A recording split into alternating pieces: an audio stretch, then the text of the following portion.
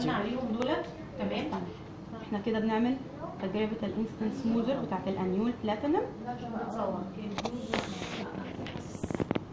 انا حطيت جزء بسيط قوي على اسفل العين على جزئيه الانتفاخات وعلى الجزئيه الخارجيه اللي هنا علشان لو في خطوط، لان هو دلوقتي هيقلل مظهر الانتفاخات اول ما يجف.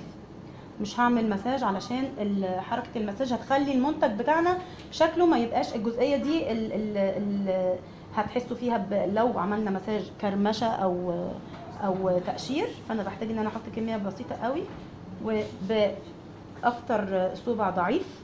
هبدا ان انا اعمل طبطبه بس على جزئيه العين لغايه لما المنتج يتشرب كويس او البشره تمتصه، وبعد كده استنى او هدي فتره سماح ان المنتج ينشف، وبحطه اسفل العين فقط مش اعلى العين، وما مش بلمسه كمان للجزئيه بتاعه العين. يعني انا بحطه هنا وانا بعمل الطبطبه دي، هو اوريدي بيتفرد في كل الجزئيه دي.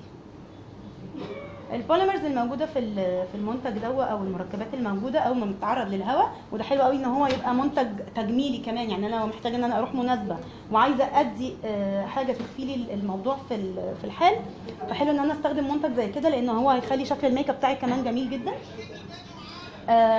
اول ما البوليمرز او المركبات اللي فيه بتتعرض للهواء بتبدا ان هي يحصل لها انكماش، فتبدا ترجع بالجلد لورا، فتديني ايحاء ان الجلد خلاص متساوي ما فيهوش بافنز او ما فيهوش انتفاخات، وبالتالي كمان هتقللي المظهر الشادو او الظل اللي تحت الانتفاخات، فهيبقى مديني شكل جمالي اكتر.